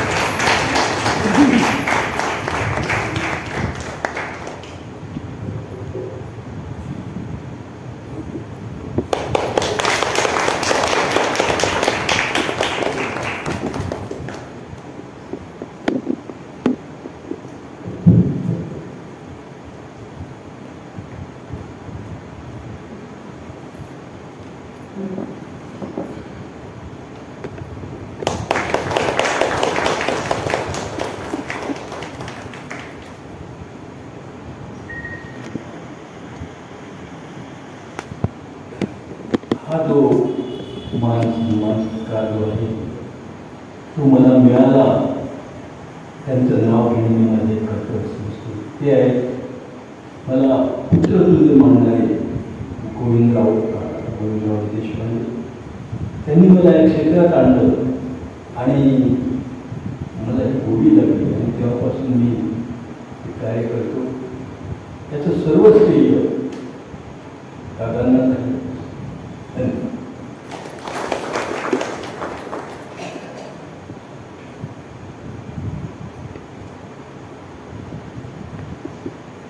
धन्यवाद सर. अतिशय आपण बातम्या पूर्ण 3-4 बातम्या आतापर्यंत लागलेल्या आहेत. अतिशय एक शांत व्यवस्थित बातमी लेखन कशाला म्हणतात. आणि आध्यात्मिक क्षेत्रातल्या बातम्या लिहिणं इतर बातम्यांपेक्षा कठीण असतं बरं. बाकीच्या ठिकाणच्या बातम्या सामाजिक आपण रेग्युलरच्या बातम्या ज्या पाहतो, अपघाताच्या बातम्या बाकीच्या अनेक बातम्या त्या लिहिणं कंपॅरेटिव्हली सोपं असतं. पण या ठिकाणी त्या भाषणाचा आशय मांडणे हे खूप आवश्यक असतं. त्यानंतर दुसरा एक या ठिकाणी स्वागत घेत आहे. खरं तर आयोजकांमधलेच आहे, त्यामध्ये स्वागताला देवी नको म्हणतात. अगदी मोमेंटो सुद्धा त्यांनी माझा बनवण्याचा इथपासून मागणी केली. तर असे आमचे मित्र श्री अतुल गंजीवाले सर त्यांना सुद्धा या ठिकाणी मी आमंत्रित करतो. आता अतुल सरांचं थोडक्यात कार्य पाहू. तसं तर अनेक मागच्या वर्षीपासून कार्य चाललं आहे, पण आपण विशेष कार्य पाहू. अगदी सुरुवातीपासून विषय ठरवणे म्हणजे व्याख्यानमालेचा विषय काय असावा इथपासून आमच्या टीममध्ये सत्पाल सर आहेत आणि अतुल सर आहेत. कोणते विषय घ्यायचे महत्वाचं आहे की स्वानंद सरांचं एक पुस्तक भेटलं आम्हाला पुत्र भारतीचे. त्यामध्ये 20 ऋषींचं चरित्र होतं. त्यातले 11 ऋषी कोणते शोधायचे. कारण नुसतं त्याच्यावर 5-7 पेजेसचं चरित्र असून फक्त 1 तास मांडे विषय एवढं सोपं नसतं. त्याच्यामुळे त्याच्या संदर्भात मग साहित्य शोधायचं. मग विठ्ठल रुक्मिणी लायब्ररी असेल, दाते कॉलेजची लायब्ररी असेल, केशव स्मृती वाचनालय असेल, अमोलचंद कॉलेजची लायब्ररी, या लायब्ररीमध्ये जाऊन भेट देणे, तिथले पुस्तक शोधणे. पण तिथे असं काही गेल्याबरोबर कॅटलॉग पाहिल्याबरोबर पुस्तक मिळतं असं नाही. अनेक कपाटं शोधावी लागतात तेव्हा पुस्तकं सापडतात. हे पुस्तकं शोधणे, त्याच्यानंतर वक्त्यांच्या घरी जाणे, त्यांची भेट घेणे, त्यांना निमंत्रण देणे, पुत्र भारतीच्या पुस्तकाचे PDF काढणे, नावाचं स्वरूप सांगतो आहे आणि ते प्रत्येक लेखकाला पोहोचवणे. त्याच्यानंतर आपण इथं पाहता पूर्ण युट्यूबसाठी चित्रीकरण चालू आहे.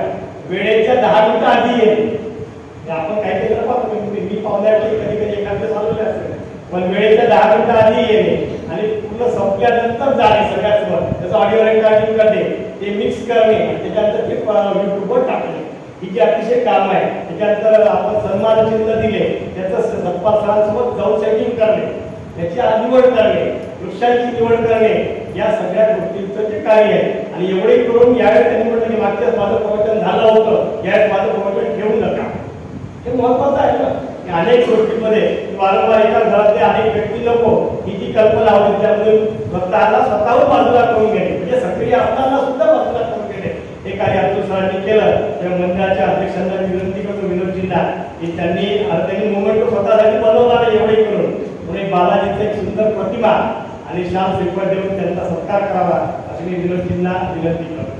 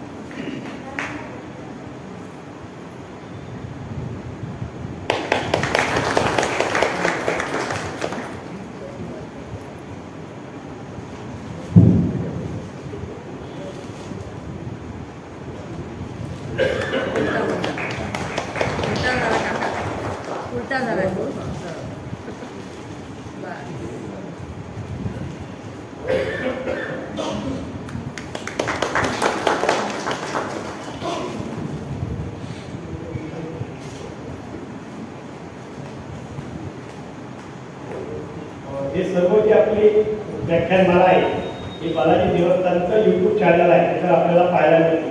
अनेक भाग झालेले आहेत जवळपास दोन. तर त्याच्यावर पूर्ण आपल्याला एक तासाचे सगळे प्रवचन आहेत. म्हणजे समजा एखादा मिस झाला बालाजी देवस्थान यवतमाळ आपलं जर काही मिस झालं असेल समजा एखाद्या प्रवचनाला आपण येऊ शकलो नाही काही कारणास्तव तर निश्चितपणे आपण पाहू शकता. या कार्यासाठी अनेकांचं सहकार्य मिळालं. तर त्याच्यामध्ये 2 नावं मी विशेष सांगतो. सौ मंजूताई अभय देशपांडे, सौ धनेश्वरताई आणि त्यांचे मामा.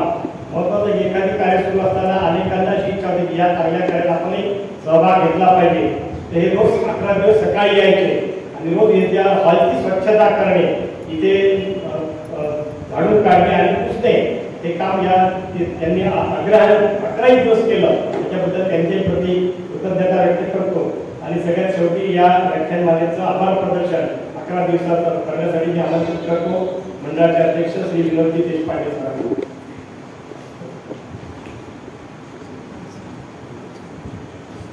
लक्ष्मी नारायण गोविंद. 5 ऑगस्ट पासून सुरू असलेल्या या व्याख्यानमालेचं आज समाप्ती होते आहे. गेले 19 वर्ष म्हणजे वर्ष धरून 19 वर्षापासून पुढे व्याख्यानमाला चालू आहे. आपल्या सगळ्यांच्या सहकार्याने जे सगळं होते आहे, सर्व प्रवचनकारांच्या सहकार्याने जे होते आहे, त्याच्यामुळे ह्या 19 वर्षात बरेच काही विषय आपल्यासोबत निवडून गेले होते. पण ह्या वर्षी आता कुठले विषय घ्यायचं याबद्दल आमची चर्चा करायसाठी एक मिटिंग बसली होती. त्यावेळेला वडी म्हणून स्वानंदकुंडनी आम्हाला हा विषय सुचवला होता आणि त्यामुळे आम्ही तिघांनी बसून एकत्रित हा सगळा विषय केला होता. या सगळ्या व्याख्यानमालेच्या आयोजन आणि नियोजनामध्ये मला अतुल गंजीवाले, मोरेश्वर कुंड आणि सत्पाल सोहळे यांचं खूप सहकार्य वाटतं. ही आपली टीमच झाली आहे. आमच्या देवस्थानाचे अध्यक्ष, उपाध्यक्ष आणि सचिव आणि हे तिघं असे 6 जण मिळून आम्ही हे सगळं ठरवतो.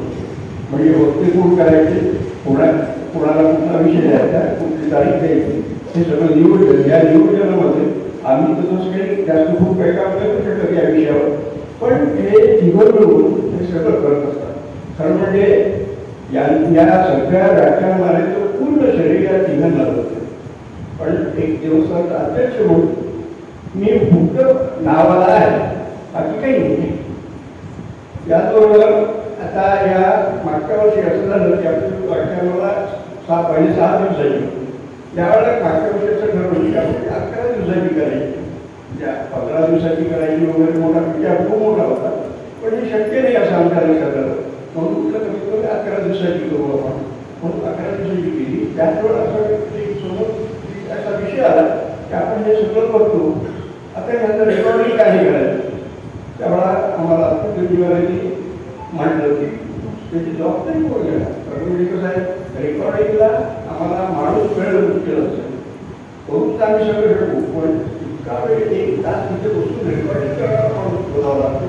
आणि विदेश करून जबाबदारी अतुल गंजीवाल्यांनी घेतली. आणि मागच्या वर्षी इतक्या व्यवस्थितपणे ते सगळं रेकॉर्डिंग झालं आणि लागलीच यूट्यूबवर टाकल्या गेलं. म्हणजे तुम्ही कधीही यूट्यूबवर गेलं आणि बालाजी देवस्थान पाहिलं तर तुम्हाला मागच्या वर्षीच्या पूर्ण 11 व्याख्यानाचं तिथे रेकॉर्डिंग मिळेल. या वर्षी ते सुद्धा सुरू आहे. जवळपास मला वाटते आता शेवटचे 2-3 व्याख्यानं राहिले, बाकीच्या सगळ्या व्याख्यानाचं अपलोड झालेलं आहे. त्याच्यामुळे त्या ठिकाणी तुम्ही बघू शकता. आणि हे सर्व श्रेणी आता आहे. या सर्व ह्याच्यात नाव देवस्थानचं होते, हा भाग वेगळा आहे, पण श्रेय मात्र अजूनच आहे त्याचं. त्यामुळे त्यांच्या श्रेयाचं निश्चित उल्लेख करणं आहे. मी आता तिघांचंही आभार मानून त्याचं करत नाही, पण एक औपचारिकता आहे म्हणून मी यांचं सगळं तिघांचे या ठिकाणी आभार मानतो. खरं तर हे एक त्यांची बालाजी प्रती असलेली सेवा आहे आणि सेवेचं मूळ नसतं. त्याच्यामुळे त्याबद्दल त्यांचं एक औपचारिक अशा प्रकारचे मी आभार प्रदर्शन करतो. त्यानंतर आमचे तुल्य सर ज्ञानेश्वरजी सुरगोशी ते आमच्या सुरुवातीच्या व्याख्यानमालेच्या याच्यात म्हणजे महिनाभराच्या व्याख्यानमालेच्या याच्यात पहिल्या 2 व्याख्यानमाला संपल्या. आणि म्हणजे सहस्रबुद्ध साहेबांच्या काळातली पहिली महाभारती आणि त्याच्यानंतर आपली रामदासांची होती. अशा 2 प्रवचनाला संपल्यानंतर नंतर ज्ञानेश्वरीपासून सुरू झालं. त्यावेळेला माझ्यासोबत गोविंदराव देशपांडे आणि गोविंदराव देशपांडेंनी ही जबाबदारी घेतल्यानंतर आम्ही कसं तरी करून आमचे हे जाऊन जात होतो, पण व्यवस्थित जावं म्हणून तर काशीनाथ लावाळे त्याला आम्ही म्हटलं की त्यांनी त्यांच्याकडे ट्रेनिंगला म्हणजे त्या डिप्लोमाला असलेले ज्ञानेश्वर सुरगोशी यांच्या आमच्याकडे पाठवलं. आणि त्याच वर्षी ते आमच्या जुळल्या गेले, ते अजून ते आमच्यासोबत. म्हणजे हा माणूस खूप व्यस्त माणूस सगळे, पण काही येतात एक आत्मसंस्कृत हा गेले 17 वर्ष आमच्यासोबत आहे. त्याच्यामुळे त्याचंही मी औपचारिकता म्हणून मांडतो, कारण ही सेवा म्हणून सगळं करत आहे. सगळ्यांचा हा दृष्टिकोन बालाजीची सेवा आहे आणि त्याच्यामुळे मी त्या ठिकाणी आभार मानतो. आणि त्यानंतर आपले सर्व प्रवचनकार गेले 17 वर्ष आम्हाला सहकार्य करतच आहे त्या कुठल्या माध्यमातून. याही वर्षी आता ते 11 जण आम्हाला सहकार्य केलं आहे त्यांनी. त्या सर्वांचंही मी या ठिकाणी औपचारिकरित्या आभार मानतो. कारण हे सगळे ह्या दृष्टिकोन सगळा कसा आहे, मंदिर असल्यामुळे प्रत्येक गोष्टी सेवा हा एक महत्त्वाचा भाग आहे असं मी समजतो. आणि या त्यांनी कुठलीही अपेक्षा न ठेवता 1 तास इथे येऊन वेळेच्या आधी 10 मिनिटं यायचं आणि त्या समोर ठेवलेल्या घड्याळाकडे पाहून शेवटच्या मिनिटाला थांबायचं. ही सरकारच असते. त्याला हे सगळं असं इतकं बिलकुल म्हणून जाणून फक्त काय वेळेच्या बसवायचं हे गेल्या 17 वर्षापासून यांना सवय झालेली आहे. त्यामुळे यांना थोडंसं त्याचं जाणीव आहे. आमची शक्यता तर याच्या मागचं होते का असं आहे की खूप वेळ व्याख्यानं चालले तर श्रोत्यांना ते पुढे जवळ जातात. आणि म्हणून गोविंदराव आम्हाला सांगलं होतं की विनोद काही झालं तरी 1 तासात कार्यक्रम संपलाच पाहिजे. आणि म्हणून ती जी सवय पडली आहे त्याच्यानंतर त्यांची आठवण म्हणून ते आम्ही तसंच चालू ठेवलं आहे आणि असं पुढेही चालू ठेवायचा आम्ही प्रयत्न करू. त्याबद्दल सर्व प्रवचनकारांचं मी या ठिकाणी आभार व्यक्त करतो. त्याचबरोबर आपण सर्व लोक श्रोते बंधूंनी यांनी आम्हाला यावर भरपूर साथ दिला. मागच्या वर्षी किंवा पूर्ण आणि आल्या 17 वर्ष बाकीच्या 19 वर्षामध्ये तुम्ही आम्हाला साथ देत आले. पण यावर्षी पहिल्या व्याख्यानापासून भरपूर प्रतिसाद मिळाला आम्हाला. याचा आम्हाला खूप आनंद. कारण जोपर्यंत श्रोते नाही हॉल भरलेला दिसत नाही तोपर्यंत प्रवचन करण्याला आनंद येत नाही. आम्हाला सुद्धा आनंद होत नाही की इतके आपले या इथे म्हणजे देवस्थानाचा पूर्ण हॉल भरेल इतके श्रोते या ठिकाणी आहे. हे बहुत बरोबर आम्हाला मनापासून आनंद होत आहे. आणि त्याबद्दल आपल्या सर्वांचं मी मनापासून आभार व्यक्त करतो. या ठिकाणी याचा थोडा उल्लेख झाला तो मंजुताई आपले आमचे मंजू देशपांडे आणि धनागरेवाड यांनी काय झालं की आमच्या प्रख्यात सुरू व्हायच्या आधी आम्हाला काही सेवा करायची सेवा करायला काही नाही. आमच्या इथे गाभारा तिथे कोणाला प्रवेश कोणी म्हणले तुम्ही जाऊन गाभारा बसून देतो तर आम्ही आराम करत नाही कोणाला.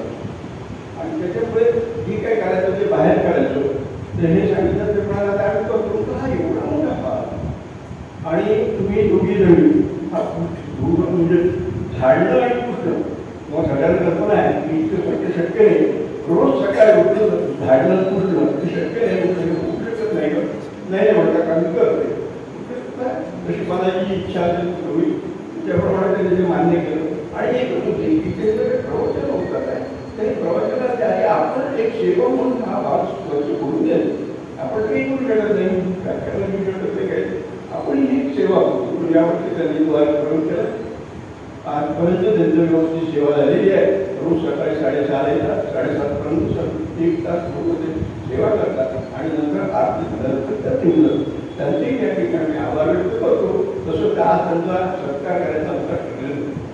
पण काय झालं त्या रोटी मंजू देशपांडे अभय देशपांडे त्याची मिसेस म्हणजे सगळं रोटरीयन आणि आज त्यांचा कार्यक्रम त्याच्यामुळे आज मी त्यांचा सत्कारची करू शकतो नाही. आम्ही म्हटलं होतं की तुम्ही या तुमचा आम्ही सत्कार करू सगळ्यांसमोर दिसू द्या तुम्ही काम करताय त्यांचं पुढे काम काही गरज नाही. आमचे रोटरीचे कार्यक्रम आम्ही आता त्यांचा सत्कार आम्ही करणार आहोत. त्याचं या ठिकाणी आम्हाला बाकी सगळं लोकांचं सहकार्य आपलं सगळ्यांचं सहकार्य मिळालं. बाकीच्यांचे सहकार्य मिळालं.